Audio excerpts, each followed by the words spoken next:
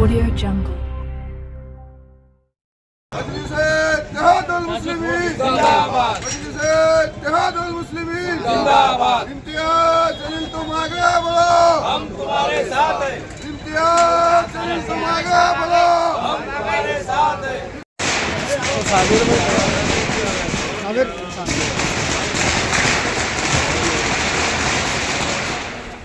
ऐसा चले तो मस्त अल्लाहु अकबर।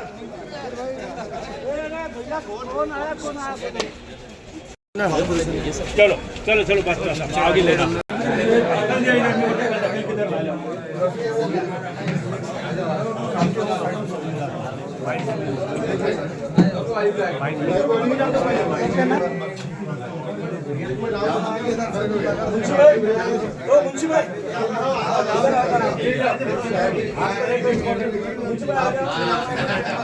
काय करते खूप मजा आहे ना जाऊ दे रेकॉर्ड अक्कल आहे का काय अक्कल पण काय इतकं मी काय खालचं बोलू शकतो अक्कल मी काय बड़े रुकना बूम पीछे लेना।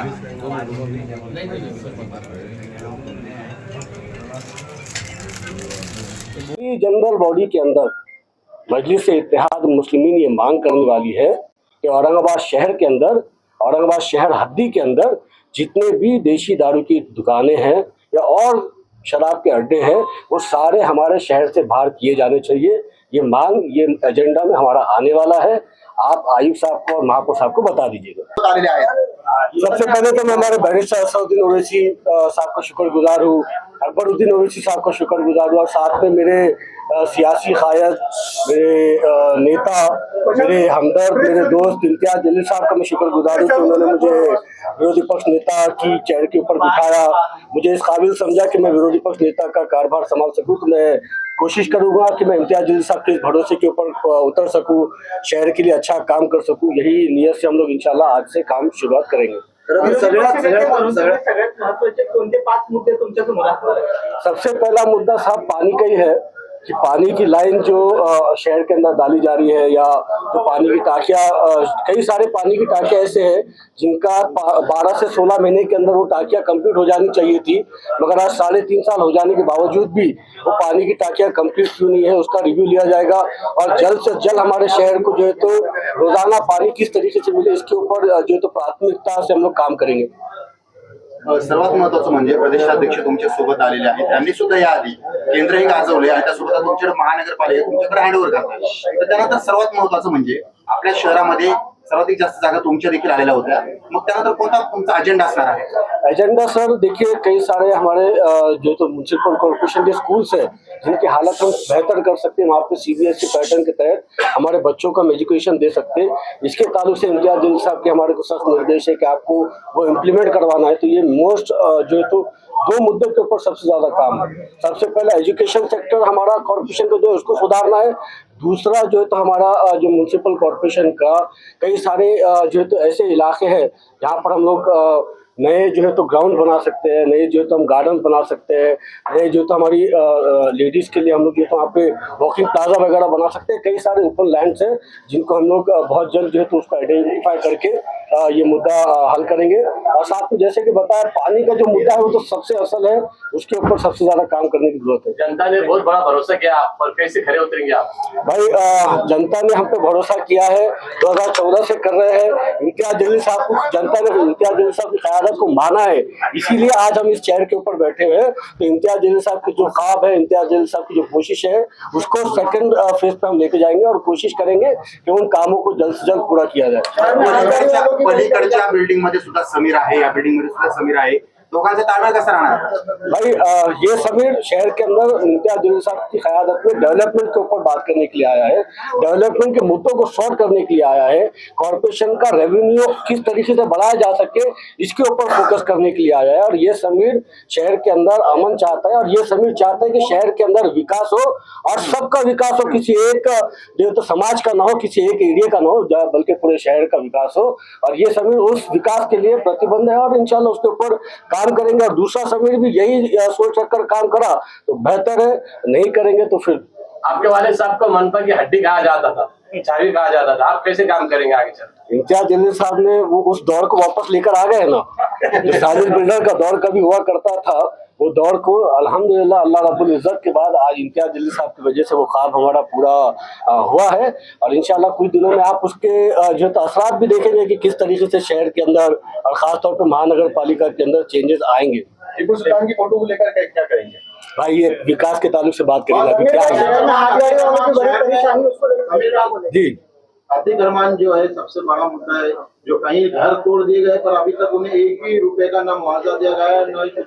भाई इसके ताल्लुक से मैं ऑलरेडी बोल चुका हूँ कि भाई किस तरीके से डीपी प्लान जो है तो एग्जीक्यूट किया जाना चाहिए और आने वाले वक्त के अंदर भी मजलिस इत्तेहाद उल मुस्लिमीन की यही भूमिका होगी कि अगर आपको डीपी प्लान एग्जीक्यूट करना है बिल्कुल करिए, हम आपका साथ देने के लिए तैयार है।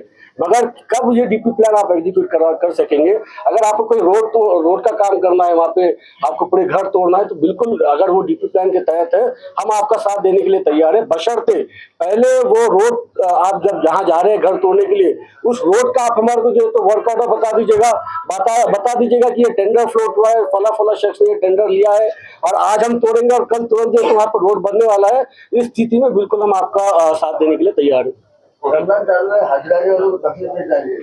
देखिए इम्तियाज जलील साहब पिछले 10 साल से लगातार आवाज उठा रहे हैं औरंगाबाद के अंदर कि औरंगाबाद शहर में हॉकर्स जोन बनाए जाने चाहिए, मगर बार बार इम्तियाज जलील साहब की अपील के बाद भी कोई म्युनिसिपल आयुक्त ने ये हिम्मत नहीं किया कि औरंगाबाद शहर के अंदर जो तो हॉकर्स जोन बनाए जाए।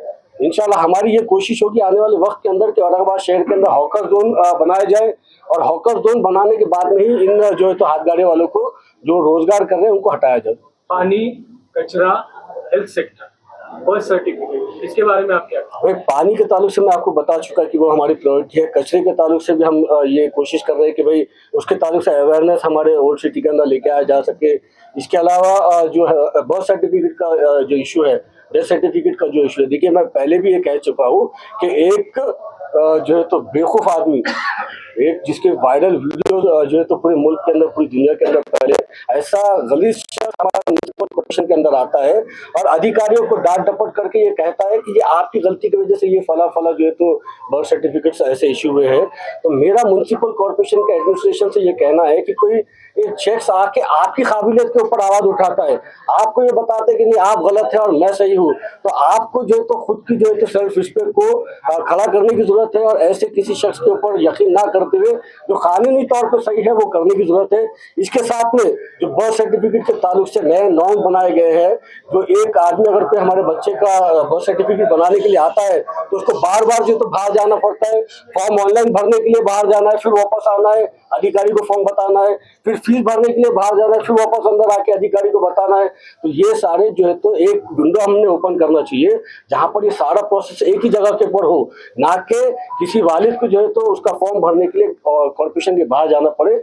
मैं ये मांग करूंगा आयुक्त साहब से भी और महापौर साहब से भी, और हमारी ये मांग है कि एक वन विंडो कॉर्पोरेशन के ऊपर होनी चाहिए जहां पर बर्थ सर्टिफिकेट आप ऑनलाइन भर के भी दे, उनका चालान भी काटे और उनको जो है तो सुविधा जो है तो आप दे कि वो उनका यहाँ पर पूरा काम हो जाए। में अधिकारियों और कर्मचारियों में लेन देन के बगैर कुछ नहीं होता।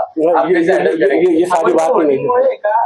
कर्मचाऱ्याचा मृत्यू झालाय, अवैध होर्डिंगमुळे एका कर्मचाऱ्याचा मृत्यू झालाय, तर त्या प्रकरणामध्ये प्रशासन सत्ताधारी पक्षाच्या लोकांवर गुन्हे दाखल न करता त्यांना पाठीशी घालण्याचा प्रयत्न करतात। मैं खुद हमारे उस भाई के घर पे जाके आया हूँ, उसका जो देहांत हुआ है वो बड़ा दुखदाई है, ऐसा नहीं होना चाहिए।